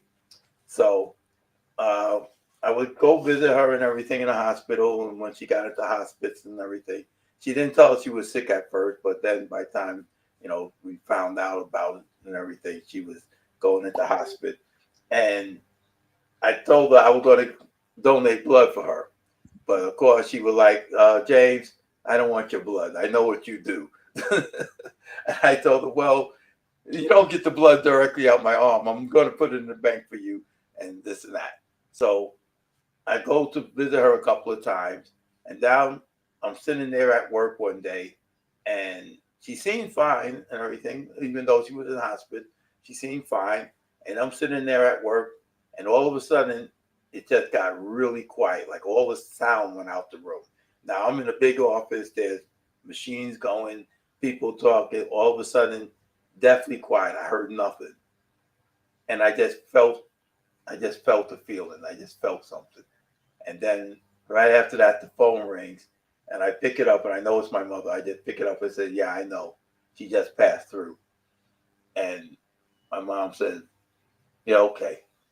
And she hung up. And, that was my aunt dying. And up until then, I have been a skeptic and a heretic because, like I said, I went to Catholic school and don't believe in God, don't believe in religion. I do believe in God. I don't believe in religion. I have to keep telling people that because what do you mean you don't believe in God? So, well, I don't believe in a God like you believe in God. I don't believe in religion. We're the same way with me and my husband. We believe that there's a higher power, but not traditional religion. Yeah. I believe religion was made up by people. God is something different. Just like I don't believe in the Big Bang Theory. I mean, the idea of everything is moving away from each other. So at some point, if you go roll the tape back, it should all come back together. But then, okay, that's fine. But what was there before that? What created that? Yeah. You can't have nothing. So, yeah. And that's why I say, well, for that matter, that could be God. When people say, well, I don't believe in that, I believe in science. Okay, well, you believe something came out of nothing, that could be God. And if you want to believe everything came from this one thing, science, all right, well, then you don't believe in God, but you believe that something came from nothing. So anyway, that was my experience in the supernatural. My grandmother passed, not my aunt passed, and I knew it. She came by to say goodbye. That's what I felt. She came by to say goodbye. I wound up with all her books, by the way. She had a love of books as well. Oh yes, and she had a whole bunch of romance novels and all that kind of stuff. I wound up donating that stuff to the library.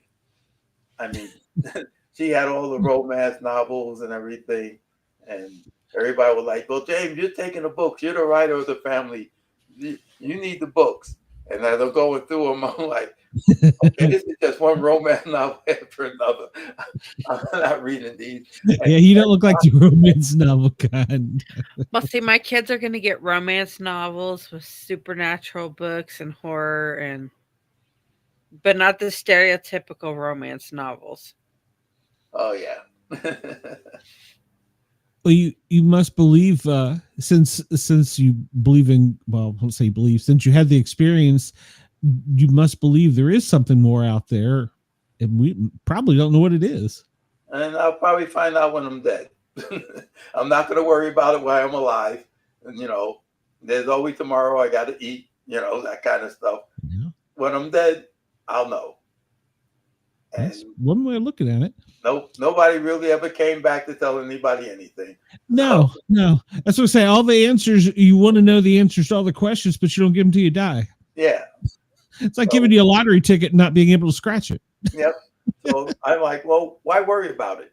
One day I'll die, and whatever I did, I did, and whatever I didn't do, I didn't do. And hopefully, as the song goes, I didn't mean nobody no harm. Yep. What's next for you? I'm going to finish the Gemstone series. The next one is the Diamond Warrior, which takes us back into the present world and into the modern day wars, because we still have to get rid of the dragons. So I'm going to do that. And I started working on a true horror novel. It's got to do with vampires and witches. And my type of book right there. Yeah. But not your typical vampire. I can't go typical vampire. I have to throw a little something extra in there for them to be vampires. As long as they don't sparkle, they'll be good. Yeah, there's no sparkly vampires in my world. Well, sparkly vampires aren't real vampires. Uh-huh. But who knew? He becomes a vampire through both a situation of his birth and magic. Interesting. Well, tell me, you're going to come back when you got them. You've been an awesome guest. You invite me, I'll come back. I'll let you know when I'm done. I gotta finish the Gemstone series because that one's been going on for a few years now, and because I was writing in between that and the Killer series, it's been going on for a couple of years. So I got to really finish that series, and then I'll jump off and do the horror story. The House of Sun and Shadow is called. Okay. Well, you've got an open invite, so you know how to get in touch with me. You got my email. It's been a pleasure, James. I will put how to get in contact with you in the show notes afterwards.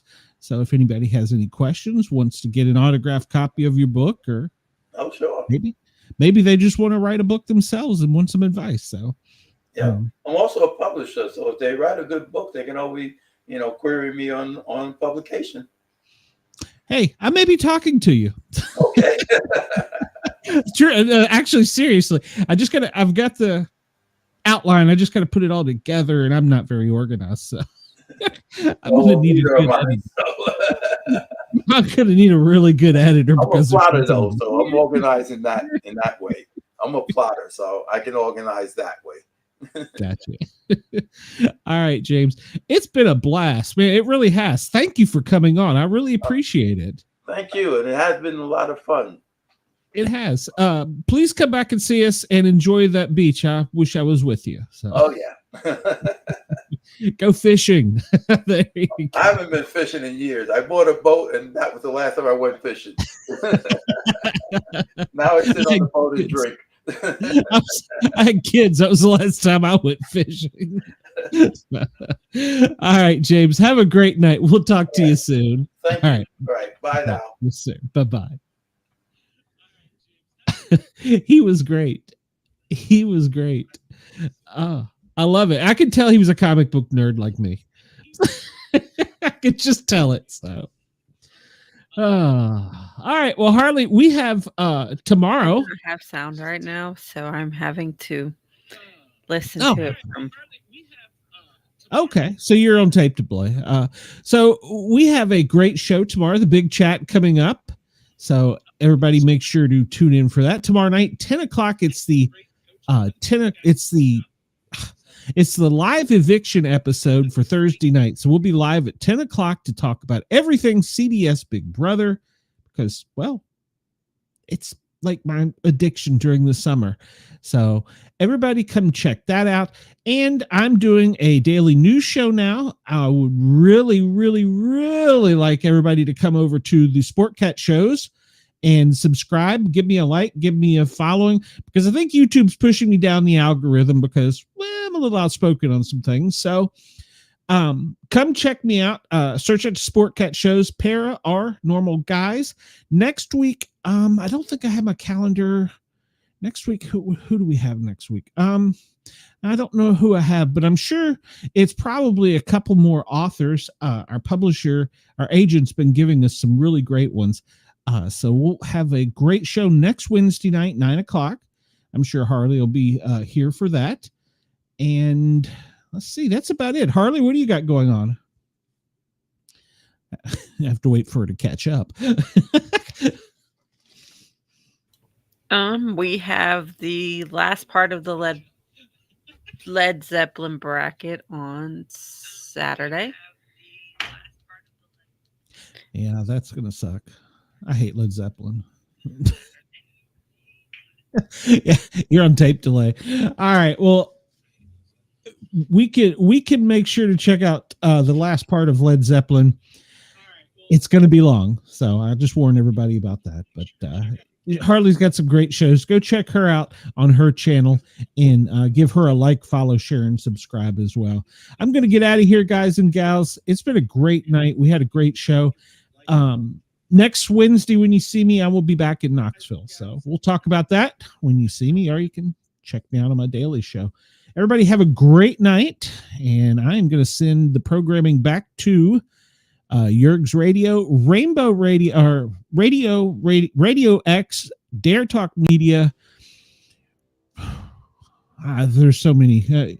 Just make sure to check out yergsradio.com, Massive Media, Dare Talk Media. Come find us at the Para OR Normal Guyz, the Sportcat shows, and we will see you guys soon.